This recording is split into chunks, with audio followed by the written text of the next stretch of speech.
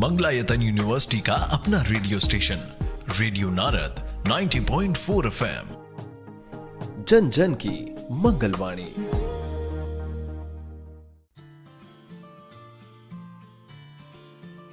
साथियों, आप सबका स्वागत है हमारे प्रोग्राम सेहत सही लाभ कई के एक नए एपिसोड में, और मैं हूं आपका आरजे यश।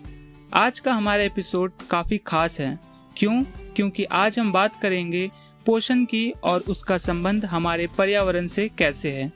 आपको तो पता ही है, हमारे देश में पोषण माह काफी बड़े स्तर पर मनाया जा रहा है। और एक बार फिर से आपको याद दिला दूं कि इस बार यानी कि 2025 का पोषण माह कुछ और भी खास है, क्योंकि इसका नारा है पोषण और समुदाय की ताकत से बेहतर भविष्य का निर्माण। अब आप सोच रहे होंगे पोषण माह और जलवायु परिवर्तन का आपस में क्या रिश्ता है। यही जानने के लिए हमारे साथ है गांव की समझदार ज्ञानी टीकन भाभी। जी हाँ, आइए उनका स्वागत करते हैं। मुझे एक बार फिर से अपने रेडियो नारद 90.4 FM पर बुलाने के लिए बहुत बहुत धन्यवाद आरजे यश। बहुत अच्छा लग रहा है कि हम इतने जरूरी विषय पर बातें करने जा रहे हैं। देखिए, पोषण और जलवायु परिवर्तन दोनों का सीधा साधा संबंध है, और अगर हम समझ ले तो गांव समाज में बड़ा बदलाव भी ला सकते हैं। अरे टीकन भाभी, सबसे पहले तो आप हमें यह बताइए कि पोषण माह है क्या और इसे मनाने की जरूरत क्यों पड़ती है। अरे भैया, एक तो तुम बहुत ही सवाल पूछते हो। सेहतिया जी ने बताया था, पर फिर चलो मैं बता देती हूँ ताकि जिन श्रोताओं ने पहले के एपिसोड ना सुने थे वो भी जान ले। पोषण माह असल में एक जन आंदोलन है जो पूरे भारत में हर साल चलाया जाता है। इसका मकसद है लोगों को सही खान पान, बच्चों और माताओं की सेहत और पोषण की अहमियत के बारे में जागरूक करना। आज भी हमारे देश में करोड़ों बच्चे कुपोषण का शिकार है। गर्भवती महिलाएं खून की कमी से जूझ रही है, किशोरियां ताकतवर नहीं बन पा रही, और ये सब सिर्फ पेट भरने से नहीं होता, बल्कि शरीर को जरूरी विटामिन, प्रोटीन और खनिज भी चाहिए। इसलिए सरकार, आंगनवाड़ी, पंचायत, स्कूल और हम सब मिलकर ये महीना खास तौर पर मनाते हैं ताकि हर घर तक सही संदेश पहुँचे। वाह, यानी यह सिर्फ सरकार का काम नहीं बल्कि हम सब का अभियान है। बिल्कुल भैया, पोषण हर किसी की जिम्मेदारी है। टीकन भाभी, इस बार मैंने सुना है पोषण माह में एक नया अभियान चल रहा है, एक पेड़ माँ के नाम। ये है क्या? हाँ, आपने बिल्कुल सही सुना है। ये बहुत सुंदर पहल है।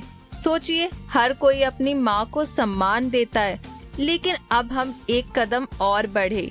इस अभियान में हर इंसान से कहा गया है अपनी माँ या धरती माँ के नाम पर कम से कम एक पेड़ लगाइए। पर भाभी, मेरा एक सवाल है, इससे पोषण माह में क्या फर्क पड़ेगा? भाई देखो, अब ये पेड़ कोई भी हो सकता है। फल वाला पेड़ जैसे आम, अमरूद, नींबू, या फिर कोई देसी पेड़ जो हमारे पर्यावरण को मजबूत करे। जब हम पेड़ लगाते हैं तो उससे दो बड़े फायदे होते हैं। एक तो पोषण सुरक्षा, जिसमें फलदार पेड़ों से बच्चों और बड़ों को सालों तक पोषण मिलता रहेगा। दूसरा है जलवायु सुरक्षा, जिसमें पेड़ धरती को ठंडा रखते हैं, पानी रोकते हैं और मिट्टी को भी उपजाऊ बनाते हैं। और सबसे बड़ी बात, जब हम कहते हैं माँ के नाम पेड़, तो ये भावनात्मक जुड़ाव पैदा करता है। लोग सिर्फ लगाते ही नहीं बल्कि उसे पालते पोसते भी है, जैसे अपनी ही संतान हो। वाह, कितना उत्तम विचार है। एक तरफ माँ का सम्मान और दूसरी तरफ धरती माँ की रक्षा। वैसे आपने शुरुआत में ही कहा था कि पोषण और जलवायु का गहरा रिश्ता है। जरा आसान भाषा में इसे भी समझाइए। देखो भैया, मौसम बदल रहा है, कहीं सूखा पड़ता है, कहीं बाढ़ आ जाती है, बारिश का समय गड़बड़ा गया है। इससे खेतों की पैदावार घट रही है।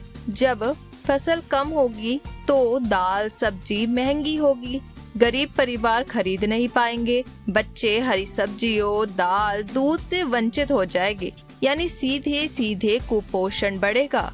दूसरी ओर अगर हम पोषण की समझदारी से खेती करें, जैसे मोटे अनाज, ज्वार, बाजरा, रागी, सब्जियां और देसी फल उगाए, तो हमें अच्छा खाना भी मिलेगा, खेत भी मौसम की मार सह पाएंगे। यानी अगर जलवायु बदलती है तो पोषण प्रभावित होता है, और अगर पोषण मजबूत हो तो जलवायु संकट का सामना आसान हो जाता है। इसका मतलब दोनों का रिश्ता गाड़ी के दो पहियों जैसा है। बिल्कुल बिल्कुल बिल्कुल सही कहा आपने आरजे यश। हाँ टीकन भाभी, अक्सर हम देखते हैं कि पोषण और बच्चों की देखभाल को औरतों का काम माना जाता है, लेकिन इस बार पोषण माह में पुरुषों की भूमिका पर भी जोर दिया गया है। ऐसा क्यों? देखिए, पोषण सिर्फ औरतों का काम नहीं है, बच्चे पूरे परिवार के होते हैं। अगर पुरुष जिम्मेदारी लेंगे तो परिवार और मजबूत होगा। जब पुरुष खुलेआम कहते हैं पोषण सबका काम है, तो समाज में बड़ा संदेश जाता है। धीरे धीरे ये धारणा टूटेगी कि खाना पिलाना सिर्फ औरतों का काम है। अरे सही है, अगर पति, पिता, बेटे भी साथ आ जाएं तो घर का बोझ ही आधा हो जाएगा। तो भाभी, गांव में लोगों ने क्या क्या छोटे छोटे कदम उठाए हैं जिससे पोषण भी सुधरे और जलवायु भी सुरक्षित रहे? बहुत सारे काम कर सकते हैं। किचन गार्डन, जैसे हर घर के कोने में थोड़ा बहुत सब्जी का बाग लगाना। मोटे अनाज की खेती, मिसाल के तौर पर आप बाजरा, ज्वार, रागी जैसे अनाज सस्ते भी है और सेहतमंद भी। टीकन भाभी, फलदार पेड़ भी तो लगा सकते हैं ना, जैसे आम, अमरूद, नींबू, सहजन, जिससे बच्चों को विटामिन मिलेंगे। हाँ हाँ बिल्कुल। इसके साथ ही भोजन में विविधता, जिसमें सिर्फ चावल आलू पर निर्भर ना रहे, दाल, हरी सब्जी, दूध, अंडा सब शामिल करें। भोजन की बर्बादी रोकना, जिसमें जितनी जरूरत हो उतना ही पकाना। गांव स्तर पर जागरूकता, यानी कि पंचायत, महिला समूह, युवक मंडल मिलकर नाटक, गीत, रैली से संदेश फैलाए। वाह, कितनी बढ़िया बात बताई आपने। अब जाते जाते श्रोताओं को एक संदेश दे दीजिए। बिल्कुल भैया, मेरे भाई बहनों, याद रखिए, अच्छा पोषण सिर्फ बच्चों के लिए नहीं बल्कि पूरे परिवार के लिए जरूरी है। जलवायु बदल रही है, लेकिन अगर हम मिलकर पौधे लगाएंगे, बाग बगीचे बनाएंगे और देसी अनाज अपनाएंगे तो हम हर संकट का सामना कर सकते हैं। एक पेड़ माँ के नाम सिर्फ अभियान नहीं, बल्कि माँ और धरती को धन्यवाद देने का सबसे सुंदर तरीका है। तो आओ, इस पोषण माह हम सब संकल्प लें, हर घर पोषण युक्त और हर गांव हरा भरा। हाँ हाँ टीकन भाभी, आपने बिल्कुल सही कहा। आपका बहुत बहुत धन्यवाद। हमारे प्यारे श्रोताओं, अब हम आगे बढ़ेंगे और बात करेंगे देश की कई सरकारी योजनाओं की, जो कैसे हमारे पोषण और स्वास्थ्य को बेहतर बनाने में साथ साथ पर्यावरण और जलवायु परिवर्तन से भी लड़ने में हमारी मदद कर रही है। तो भाभी, सबसे पहले बताइए कि राष्ट्रीय जलवायु परिवर्तन कार्य योजना या NAPCC क्या है और ये पोषण से कैसे जुड़ी है? बिल्कुल, NAPCC भारत सरकार की एक योजना है जो 2008 में शुरू हुई। इसका मकसद है जलवायु परिवर्तन के प्रभावों से निपटना। इसके तहत एक खास मिशन है, सतत कृषि मिशन, जो किसानों को ऐसे तरीके सिखाता है जिससे वह खेती जलवायु के हिसाब से कर सके, जैसे सूखा सहने वाली फसलें लगाना। जब खेती सुरक्षित हो गई तो हमें भोजन की कमी नहीं होगी और हमारे पोषण पर भी अच्छा असर पड़ेगा। यानी ये योजना सीधे सीधे हमारे खाने पीने और पौष्टिकता पर असर डालती है। क्यों टीकन भाभी? बिल्कुल भैया, क्योंकि अगर खेती प्रभावित होती है तो खाना कम और महंगा हो जाता है, जिससे बच्चे और बुजुर्ग सबसे ज्यादा प्रभावित होते हैं। ठीक है टीकन भाभी, अब national action plan on food security and climate change के बारे में भी हमें कुछ बताइए। बिल्कुल, यही बताने के लिए तो मैं आज यहाँ आई हूँ। ये योजना खाने की सुरक्षा को जलवायु संकट में मजबूत बनाने के लिए है। इसमें खेती के समय फसलों में विविधता और जोखिम से निपटने के उपाय भी शामिल है। इस तरह से लोग हमेशा पोषण युक्त भोजन पा सके, खासकर तब जब मौसम बिगड़ता है। टीकन भाभी, क्या हमारे खान पान का संबंध करीब के वातावरण या पर्यावरण से है? बिल्कुल, बहुत गहरा है। ईट राइट इंडिया कैंपेन इसका बहुत अच्छा उदाहरण है। ये हमें सही, स्वच्छ और टिकाऊ भोजन खाने की सलाह देता है। साथ ही भोजन बर्बाद ना करने और लोकल भोजन को प्राथमिकता देने की सीख देता है। जिससे पर्यावरण भी बचता है। और अंत में national adaptation fund for climate change की भूमिका क्या है? देखिए, ये फंड राज्यों को उनके स्थानीय स्तर पर जलवायु के अनुकूल परियोजनाएं करने में मदद करता है, जैसे बेहतर खेती के तरीके जो हमारे पोषण को सुरक्षित रखे। इससे जो ज्यादा प्रभावित इलाके हैं वे भी आगे बढ़ रहे हैं। अच्छा टीकन भाभी, आप तो जानती ही होंगी कि भारत बहुसांस्कृतिक देश है, पर यहाँ पर बहुत सारे मिथक प्रचलित हैं, खास तौर पर जलवायु परिवर्तन और पोषण को लेकर। सबसे पहला मिथक जो मैंने सुना है कि जलवायु परिवर्तन तो दूर की या भविष्य की समस्या है। हमारे श्रोताओं को बताइए, क्या ऐसा सच में है? नहीं, बिल्कुल नहीं। ये एक बड़ी भूल है। भारत के कई हिस्सों में आज भी हम गर्मी के बढ़ते तापमान, असमान बारिश और बाढ़ जैसी घटनाएं देख रहे हैं। ये सीधे फसलों की पैदावार और हमारे पोषण पर असर डालती है। तो जलवायु परिवर्तन कोई दूर की बात नहीं, आज की चल रही समस्या है। बहुत सही। अगला मिथक यह है कि हमारे पारंपरिक भोजन और खेती जलवायु से बिल्कुल भी प्रभावित नहीं होते। हाँ भैया, लोग ऐसा सोचते हैं कि पुराने तरीके की खेती सुरक्षित है, लेकिन सच्चाई ये है कि बढ़ते तापमान और जलवायु की अनियमितता से गेहूं, चावल और दालों की पैदावार कम हो रही है और उनके पोषण स्तर भी गिर रहे हैं। खासकर उन इलाकों में जहां संसाधन कम है, ये बहुत बड़ी चुनौती है। ठीक है। फिर क्या अधिकांश लोग यह भी गलत सोचते हैं कि अधिक पैदावार का मतलब बेहतर पोषण होता है? हाँ, यही तो माया जाल है। आज की खेती में ज्यादा रासायनिक उर्वरकों के कारण फसलें बड़ी तो होती है, लेकिन उनकी गुणवत्ता कम होती जा रही है। नतीजा ये है कि हम ज्यादा खाने के बावजूद पोषण से वंचित है।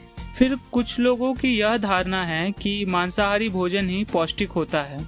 हाँ, भारत में कुछ लोग यही मानते हैं, लेकिन वैज्ञानिक बताते हैं कि विविध और संतुलित शाकाहारी भोजन भी पूरी तरह से स्वस्थ और पर्यावरण के लिए बेहतर होता है। फल, सब्जियां और स्थानीय फसलें हमें अच्छा पोषण देती है। टीकन भाभी, जलवायु परिवर्तन और पोषण के बीच कोई सीधा संबंध नहीं होने का वादा भी सुनने को मिलता है, इसके बारे में बताइए। बिल्कुल गलत है ये बात। जलवायु परिवर्तन से खाद्य संसाधनों की पैदावार कम होती है, दाम बढ़ते हैं और पोषक तत्वों की कमी भी बढ़ती है।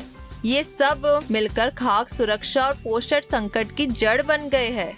जैविक और पारंपरिक खेती को लेकर भी कोई गलतफहमियां हैं क्या?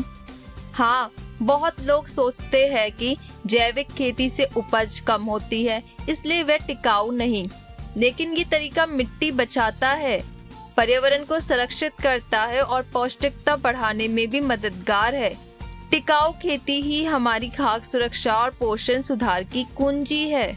भाभी, आपकी बातें सुनकर यह बिल्कुल साफ हो गया कि जलवायु परिवर्तन और पोषण एक दूसरे से गहरे जुड़े हुए हैं और जो मिथक है वे हमें सही दिशा में सोचने से रोकते हैं। बिल्कुल सही कहा आपने आरजे यश। हमें सही जानकारी फैलानी होगी ताकि हम मिलकर टिकाऊ और स्वस्थ भविष्य बना सके। अरे टीकन देवी जी, आपकी बातों से बहुत कुछ सीखने को मिला।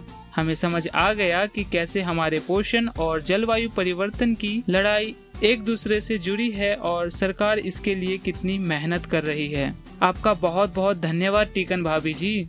दोस्तों, आज हमने जाना कि पोषण और जलवायु का रिश्ता कितना गहरा है और यह भी कि अगर हम सब मिलकर छोटे छोटे कदम उठाएं तो आने वाली पीढ़ियों के लिए हम बेहतर भविष्य छोड़ सकते हैं। तो चलिए, इस बार पोषण माह में आप भी एक पेड़ माँ के नाम जरूर लगाइए। आज की चर्चा यहीं खत्म होती है। फिर मिलेंगे नए विषय के साथ। तब तक मुस्कुराते रहिए, स्वस्थ रहिए और हंसते रहिए। पर जाने से पहले अपनी सेहत की शपथ जरूर लीजिए। हम अपने और अपने परिवार की जिम्मेदारी लेंगे। अपने और अपने परिवार के स्वास्थ्य को प्राथमिकता देंगे, क्योंकि सेहत ही असली धन है। सरकारी स्वास्थ्य सेवाओं और योजनाओं का पूरा लाभ उठाएंगे और दूसरों को भी जागरूक करेंगे। साफ सफाई और स्वच्छता का पालन करेंगे ताकि बीमारियों से बचा जा सके। नियमित जांच और टीकाकरण करवाएंगे और अपने परिवार को भी इसके लिए प्रेरित करेंगे। संतुलित आहार और व्यायाम अपनाएंगे ताकि शरीर और मन दोनों स्वस्थ रहे। महिलाओं, बच्चों और बुजुर्गों की सेहत का विशेष ध्यान रखेंगे। जब पूरा समाज स्वस्थ और सशक्त बनेगा तभी भारत समृद्ध बनेगा। क्योंकि सेहत सही तो लाभ कई। धन्यवाद।